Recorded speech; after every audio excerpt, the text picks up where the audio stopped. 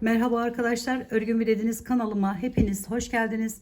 Bu videomda tunus işi olarak yapmış olduğum bu küçük motifleri birleştirerek halı kaydırmazın üzerine ekleyerek böyle güzel bir çalışma meydana geldi. Onu sizinle paylaşmak, anlatmak istiyorum arkadaşlarım. Umarım sizler de sever ve beğenirsiniz. Şöyle batik bir ip kullandım. Böyle renkli renkli, cıvıl cıvıl duran bir ip arkadaşlarım. 2,5 milim tığ kullandım. İğnemiz var. Bu yaptığımız parçaları halı kaydırmazımıza eklemek için ve makasımız. Tabii bir de şöyle kalın halı kaydırmaz ya da banyo paspası olarak geçen malzemeye ihtiyacımız var arkadaşlar. Şimdi hemen yapımına geçelim. İp hiç önemli değil. Dilediğiniz her türlü ipi kullanarak yapabileceğiniz bir çalışma arkadaşlar. Böyle ince bir ip gördüğünüz gibi lif iplerinden de rahatlıkla yapabilirsiniz. Bunun battaniye olarak yapılmışı örgü eğitimi kanalımda mevcut. Oradan da bakabilirsiniz arkadaşlarım. Şöyle 12 tane zincir çekiyorum. 1'i çektim. 2, 3, 4, 5, 6, 7, 8, 9, 10, 11, 12. 12 taneyi çektikten sonra hemen ilkinden giriş yaparak 12 tane başına toplayacağım arkadaşlar. 2, 3, 4, 5, 6, 7, 8, 9, 10, 11, 12. Gördüğünüz gibi tunus işi bir çalışma. Evet, ilkini tek çektik. Diğerlerini ikişer ikişer çekerek diğer tarafa geçiyoruz.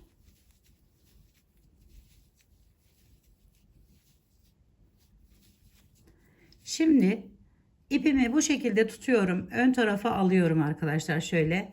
Ve buradan bir tane şöyle çekerek alıyorum. Haroşa şekline getiriyorum. Diğerini de aynı şekilde, yani iki tanesini bu şekilde örüyoruz. Daha sonra 6 tanesini, gelen 6 tanesini bakın şimdi şuradan giriş yapıyorum. Arkadan çıkartıyorum tığımı ve ilmeği çıkartıyorum bu şekilde. 6 tane bu şekilde yapıyorum arkadaşlar. 2, 3,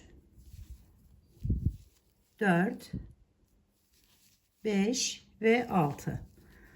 Sonra bu gelen ikisini aynı ilk başta yaptığımız gibi haroşa şeklinde örüyoruz. 2. Sonra da kenarından ikili almaya gayret gösterin. Şu şekilde ikisinin içerisinden bir tane ilmek çıkartıyorum. Yine onu tek çekip diğerlerini ikişer ikişer çekerek devam ediyorum.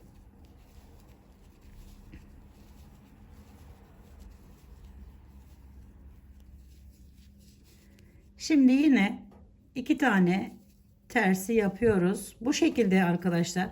Bu ikinci sırada yapmış olduğumuz işlemi 4 sıra şeklinde yapıyoruz.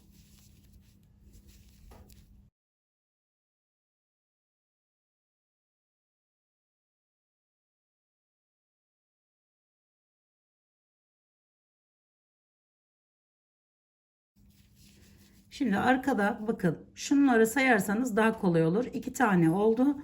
Bu 4'e çıkartalım bunu.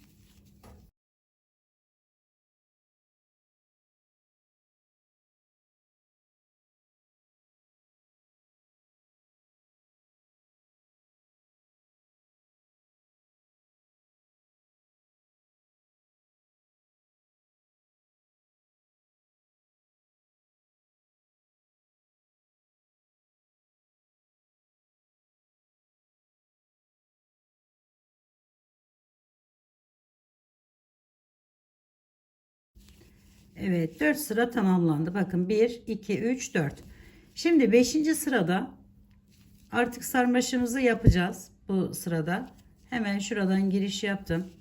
Şimdi arkadaşlarım 6 tane düz olan ilmeğimin böyle baştan sayıyorum. Dördüncüsü yani 1 2 3 4. Dördüncüden giriş yaptım ve buradan çıkartıyorum bu şekilde.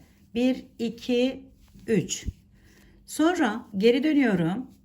Hemen ilk baştaki düzümün içerisinden giriş yaptım. 1. Sonra ikincisinden giriş yapıyorum. Şöyle açalım, iyice görünsün. 2 ve diğerinden de 3. 6 taneyi, yani bu şekilde 3 ilmeği bu tarafa, 3 ilmeği bu tarafa almış oluyoruz.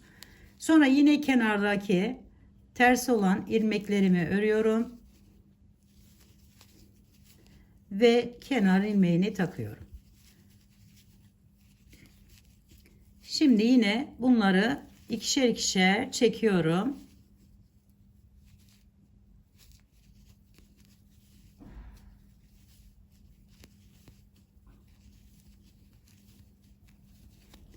Ve yine birinci sırayı yapmış oldum. 4 sırada tamamlıyorum arkadaşlar burayı da.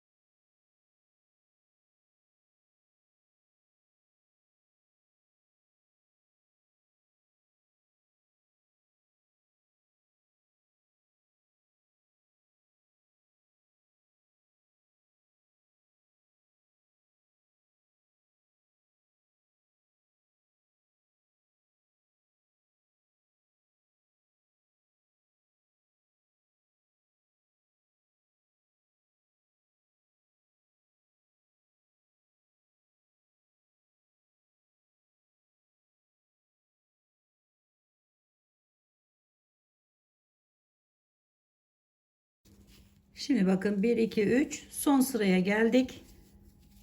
Son sırayı da bu şekilde tamamlıyoruz.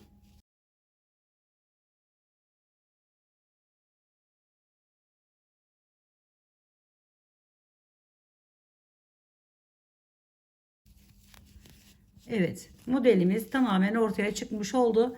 Bitirirken arkadaşlar yine bu iki tersi bu şekilde alıyorum ve kapatıyorum.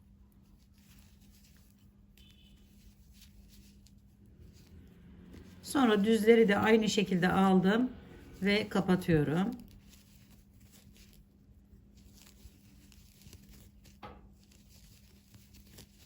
Bu motifleri dilediğiniz her yerde kullanabilirsiniz arkadaşlar. Motifle bir çalışma yapacaksanız bu şekilde size değişik bir motif çalışması olarak da düşünebilirsiniz. Ve çanta yapımından tutun da battaniye yapımına varana kadar dilediğiniz her yerde kullanabilirsiniz.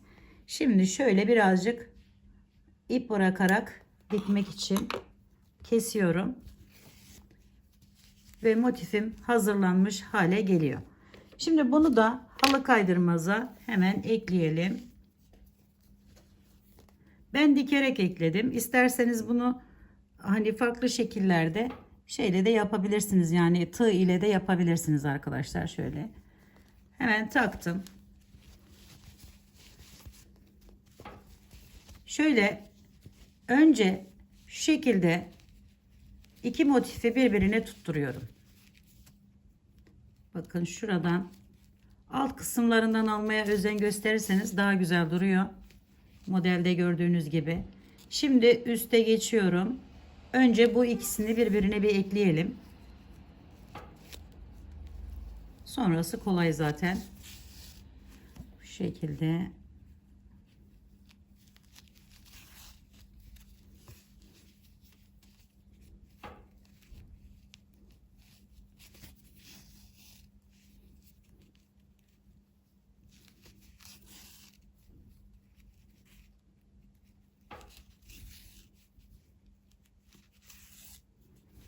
Şimdi bunu ekledikten sonra hemen bakın şöyle çeviriyorum.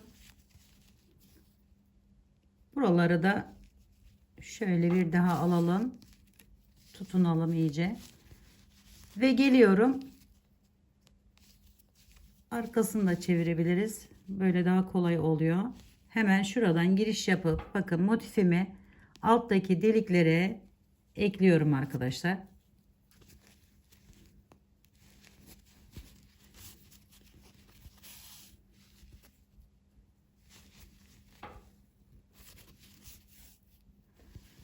Şimdi bunu yaptıktan sonra hemen şuradan çıkartıyorum. Birleşim yeri orta kısmından. Ve şu ikisini birbirine ekliyorum bu defa. Bakın şöyle.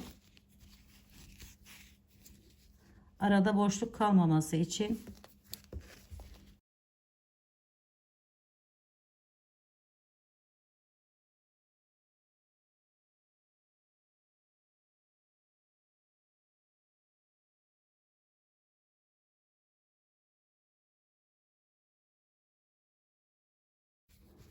Diğer parçaya eklemek için arkadaşlar bakın şöyle bir boşluğum kalıyor. Buradan hemen altından şöyle tutalım. Halı kaydırmazından bir tane aldım. Ve bu tarafa doğru ekliyorum bunu da.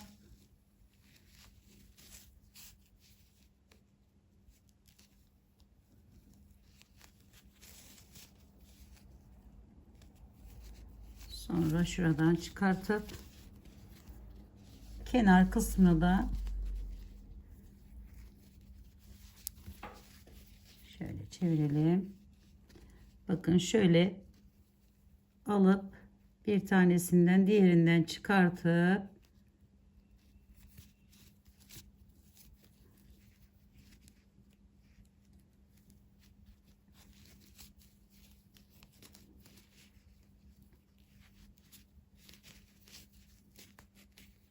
buraya da eklememizi yapmış oluyoruz arkadaşlar.